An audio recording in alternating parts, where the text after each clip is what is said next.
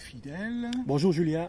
Conversation entre deux portes. Aujourd'hui, nous sommes quelque part sur la terre, au bord d'un cours d'eau, et je ne dis pas où, mais nous allons parler de San Pedro. San Pedro, Côte d'Ivoire. Mais comment te présenter, Fidèle? Tu es plutôt écrivain, ancien journaliste ou toujours journaliste? Je suis ancien journaliste, je préfère, oui. Écrivain. Écrivain, Donc, voilà. Pour l'écriture, je retiens Bardo 18. Bardo 18, qui est plutôt un roman qui parle de l'urbanité africaine, pour dire la manière la plus simple. Une urbanité contemporaine, avec des spécificités, mais ça parle aussi d'écologie, ça parle de devenir d'une ville et de la vie des gens qui sont avec les antagonismes et les difficultés de la vie urbaine en Afrique. Ça parle de tango, c'est autre chose, ça parle plus des intrigues politiques, je pense. Voilà.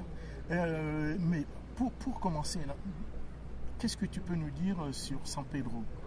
Comment? Parce que on attend, en Côte d'Ivoire, on parle d'Abidjan, de Soukrou, mais jamais de San Pedro. De San Pedro, exactement. San Pedro, c'est une pépite qui est sous-exploitée. San Pedro est à 370 km d'Abidjan, dans le sud-ouest de la Côte d'Ivoire. C'est le deuxième port de la Côte d'Ivoire. Et tenez-vous bien, c'est le premier port d'exportation du cacao, de la fève de cacao dans le monde.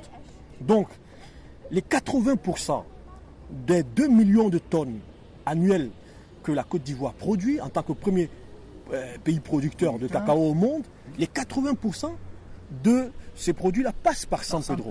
Donc c'est un port stratégique qui a été créé en 1972 par la seule volonté du premier président Félix Houphouët-Boigny. Félix Houphouët-Boigny voulait exporter, avoir une brèche à partir de la côte atlantique pour exploiter le fer et le manganèse du Monemba. Le Monemba qui est la montagne qui est à la frontière de la Guinée et de la Côte d'Ivoire, au niveau de la région de Mans. Mans, c'est ma ville natale. Et donc, dans la pensée stratégique de Félix Houphouët-Boigny, c'est de désengorger le port d'Abidjan et ensuite permettre au port de San Pedro de jouer véritablement un rôle d'exportation, un rôle prééminent en matière d'exportation, mais surtout aussi d'importation. C'est un rôle que le port ne joue pas suffisamment, mais dans sa vocation initiale, c'était ça. Donc, San Pedro, aujourd'hui, nous sommes à 400 000 habitants, mais au départ, on était moins de 50 000 à l'époque. Donc, c'était un petit village de pêcheurs qui est aujourd'hui une grande ville, qui est l'une des plus grandes villes de la Côte d'Ivoire. Quand on cite Abidjan, il faut citer Yamoussoukro, Bouaké, mais San Pedro, qui est le deuxième poumon économique de la Côte d'Ivoire. Et justement, mon roman Bardo 18 parle de San Pedro. Et l'une des particularités de San Pedro, ça a été toujours ce gros bidonville qui s'est construit comme un appendice à côté du grand port. Parce qu'à l'époque, il fallait des ouvriers. Donc beaucoup d'ouvriers sont venus du nord de la Côte d'Ivoire. Beaucoup d'ouvriers sont venus du Burkina Faso, du Mali, pour être une main-d'œuvre à bon marché. Un Eldorado pour San Pedro. Mais il n'y avait pas de moyen de se loger, justement. Parce qu'à l'époque, l'autorité régionale du sud-ouest, qu'on appelait l'ARSO, qui était dirigée par Nicolas Dioulo, qui était le maire d'Abidjan, le maire central d'Abidjan, cette autorité-là devait créer justement une ville moderne. Mais elle s'est cantonnée à des quartiers comme le quartier de Seweke. Et donc tous les petits ouvriers, tous les petits dockers étaient obligés de construire soit des cabanes, soit des petits logis, mais en bois avec du matériau vraiment de récupération. Donc, et c'est là la naissance du bidonville, par-delà. Donc 69, 72, 4 ans, le bidonville se forme et le bidonville grandit.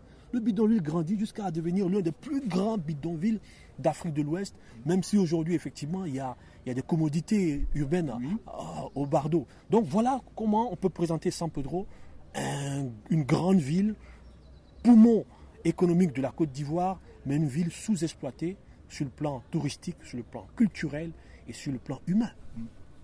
Alors, mais pourquoi Bardo? Bardo, c'est en langue roumaine. Bardo, ça veut dire nous sommes ensemble, bienvenue. Donc Bardo, c'est vous savez, la Côte d'Ivoire, c'est l'hospitalité. La terre ivoirienne est une terre d'hospitalité. C'est extraordinaire. On parle de 30 à 40% d'étrangers en Côte d'Ivoire. C'est unique au monde, c'est unique en Afrique. Et la Côte d'Ivoire a cette terre, cette vocation d'hospitalité, comme le dit son hymne national. Donc, les Roumains ont l'habitude de dire Bardo pour dire à tous nos frères d'Afrique de l'Ouest, les Sénégalais, les Nigériens, les Nigérians, les Maliens, les Burkinabés, vous êtes chez vous. Les Ghanéens, vous êtes chez vous. Parce que les Ghanéens, effectivement, vous avez vu, le port de pêche à San Pedro est tenu par les Fanti, de jeunes Ghanéens qui sont très habiles sur l'eau. Donc voilà, Bardo, c'est l'hospitalité. D'accord, ok. Alors, quelle est donc la situation de Bardo aujourd'hui par rapport à San Pedro? Donc bidonville, mais pas ville bidon. Quelle est cette urbanité nouvelle? Comment tu peux décrire l'urbanité au Bardo aujourd'hui? Quels sont les enjeux? Les enjeux sont des enjeux d'assainissement. On ne construit pas, je veux dire, un assainissement urbain en moins de 10 ans. Il y a des choses qui sont faites. Il y a quelques semaines, je reviens de San Pedro. J'ai vu des feux tricolores. J'ai vu un centre de santé. J'ai vu le commissariat du Bardo. Ça n'existait pas il y a 20 ans, il y a 25 ans. Donc on ne peut pas dire que rien n'a changé. C'est incroyable. Il y a des choses qui ont changé. Seulement, quand on est dans un grand bidonville et que tout est priorité finalement, on ne sait pas par quoi commencer. Je pense qu'aujourd'hui, il y a une sorte de précarité dans les milieux même de vie des habitants du Bardo. San Pedro, je l'ai dit, c'est 400 000 habitants. Mais vous trouverez au moins 200 000 personnes qui sont dans les quartiers de Sewiké et Bardo. Ça veut dire que la moitié de la population est voilà. Donc il y a une sorte de précarité, une précarité endémique, chronique. On ne sort pas ces populations-là du jour au lendemain. Ceux qui sont partis en Côte d'Ivoire récemment à l'occasion de la Coupe d'Afrique des Nations de football, puisque par exemple la Zambie, le Maroc, la République démocratique du Congo et la Tanzanie étaient logés à San Pedro. San Pedro, c'était un rêve à partir des plages.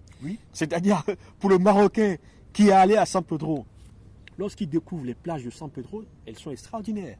Pas de souci.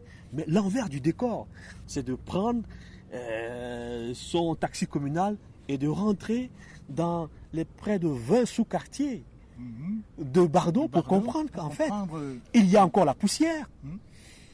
Il y a des rues bitumées, c'est vrai, mais il y a encore du bois qui se bat avec le béton. On ne dit pas forcément que le béton, ça fait joli dans une ville, mais lorsque des matériaux précaires comme le bois, vous avez l'impression de voir des fils comme des fils d'araignée, mais c'est l'électricité, c'est le piratage. Le piratage. Donc ça existe encore.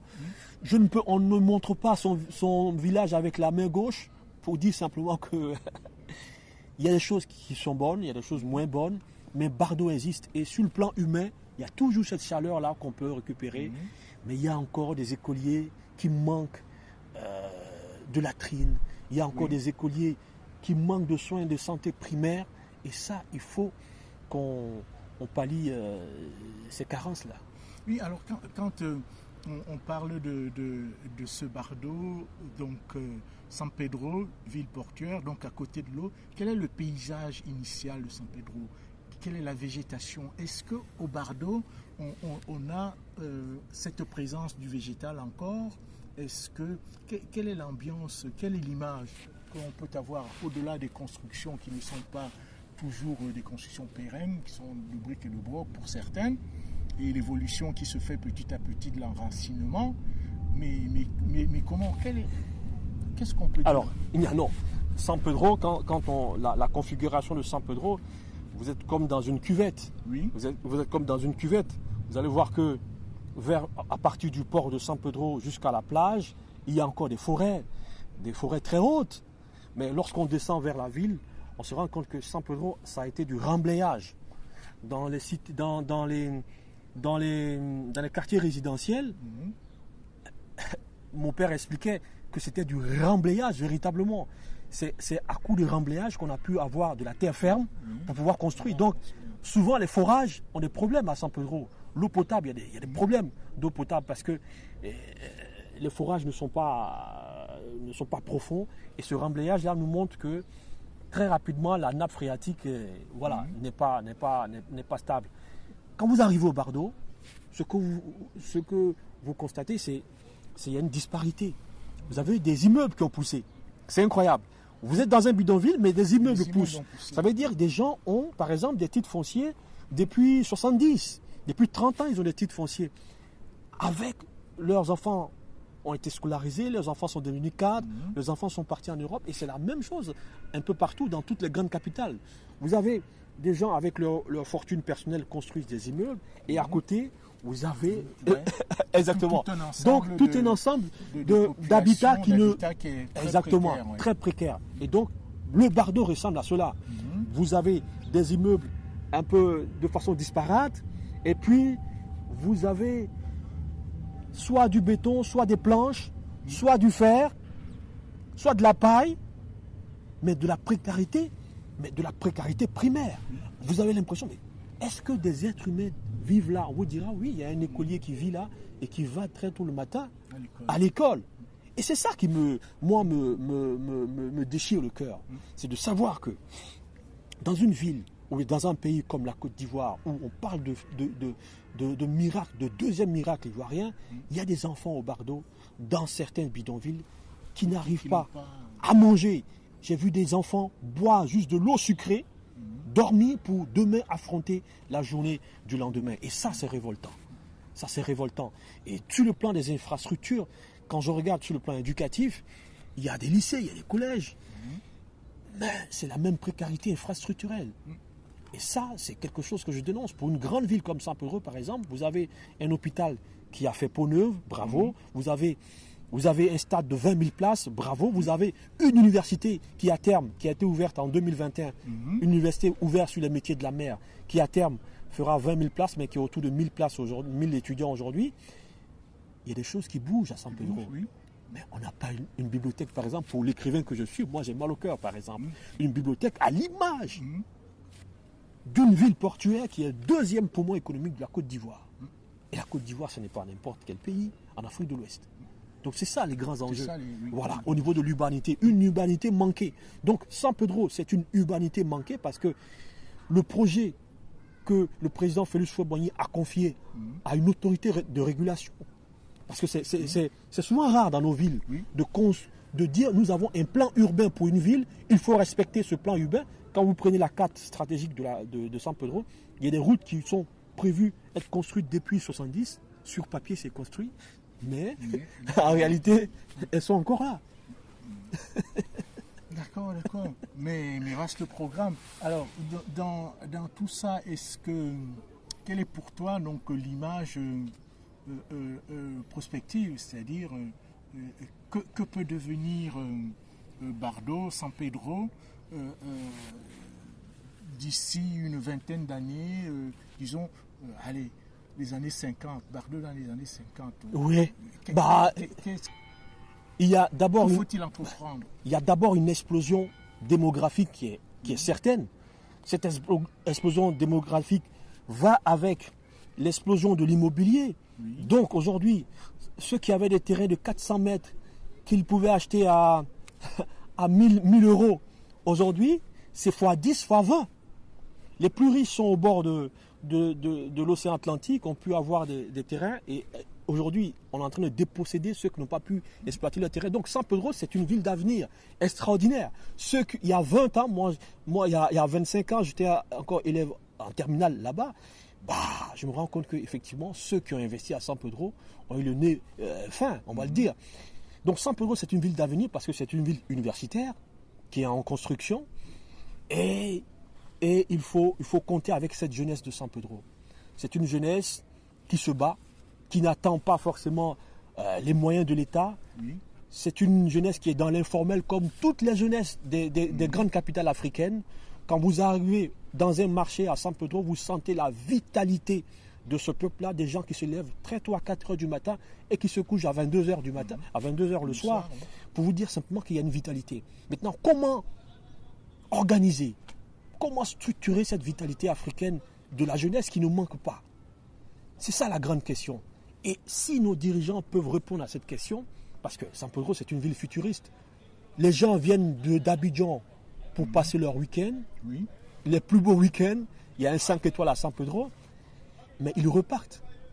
Il y a une ville, il y a sur les 370 km aujourd'hui, on le parcourt en 4h30. Donc il faut dire bravo également au gouvernement ivoirien. Par rapport à ça, il y a une grande route internationale qu'on appelle la côtière, qui rallie Abidjan à San Pedro. Aujourd'hui, c'est extraordinaire. En 4 heures de route, vous êtes à San Pedro. Et ça, c'était un gain pour tous ceux qui veulent investir à San Pedro. Donc pour moi, c'est un appel.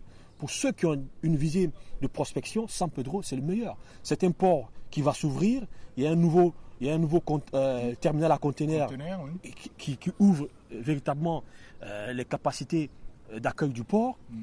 Il y a l'immobilier qui est en pleine floraison. Et puis il y a cette jeunesse qui est là. Donc il y a des choses à faire à San Pedro. L'urbanisation, on ne pourra pas refaire San Pedro. Mais pour les nouveaux quartiers, comme des quartiers, parce que San Pedro, c'est la cité, quartier résidentiel, Seweke qui est en train d'être détruit, le Bardo, et puis le lac. Aujourd'hui, l'expansion de San Pedro va vers le lac. Et aujourd'hui, il y a de très belles maisons au lac. Et l'avenir de San Pedro, c'est vers le lac, justement, parce qu'on sent qu'il y a un plan d'urbanisation à partir du lac et que les choses sont beaucoup plus jolies à voir sur le plan de la modernité, du respect de l'écologie. Et je pense que l'urbanité, on ne pourra pas rattraper tous les ratés de 70, mais c'est possible de refaire San Pedro, de faire de San Pedro ce que le président Félix Houphouët-Boigny a voulu, c'est-à-dire un véritable poumon économique, social et culturel de la Côte d'Ivoire. D'accord, merci beaucoup. Mais une dernière petite question, simplement pour conclure cette conversation, c'est de dire, dans tout ce qu'on a évoqué, là, est-ce qu'il y a un point, mais vraiment, qui te tient à cœur, sur lequel tu peux faire déplacer les montagnes, les foules, ton environnement pro, c'est-à-dire tes amis, à convaincre sur un point par rapport à tout ça, que sur la question du Bardo, la question de San Pedro. Qu'est-ce qui est pour toi intéressant dans tout ce que tu as évoqué? Pour moi, une chose, c'est la culture, c'est la littérature. Moi, ma seule vocation, ma seule passion, c'est de faire de San Pedro un hub culturel et un hub littéraire, qui chaque année va rassembler, comme on le fait dans des festivals ici en Europe, va rassembler des sommités de littérature venues de partout, qui ont d'abord lu Bardo 18, mais qui vont se rendre compte en fait qu'il n'y a pas qu'Abidjan en Côte d'Ivoire, il y a San Pedro. Et donc ça, c'est ce projet que moi j'ambitionne au-delà de ma petite personne, mais qui sera un projet communautaire pour rehausser la ville de San Pedro, parce que culturellement, nous sommes forts quand notre culture rayonne. Donc c'est ce projet-là, une grande bibliothèque municipale, à l'image de la ville de San Pedro, au-delà des clivages politiques, et autour de cette bibliothèque, toutes les activités culturelles qui éveillent du sens auprès de cette jeunesse-là. Chaque soir, du cinéma, chaque soir, de la lecture, des conférences, des vidéoprojections, des gens qui parlent, des débats de citoyenneté sur comment notre ville est gérée sans que la politique interfère. Recevoir des sommités du monde, des maires, des gens qui gèrent des collectivités territoriales, des stars du football, des stars de la littérature, pour donner l'envie aux enfants de San Pedro de se lever et d'être aussi des pépites dans la Côte d'Ivoire. C'est ça mon ambition. Mais merci, grande ambition. Alors, on se donne rendez-vous dans quelques années. Dans quelques années, oui. À San Pedro pour tout ça. Conversation entre deux portes avec Fidèle. À très bientôt. Merci beaucoup, merci. Cher ami.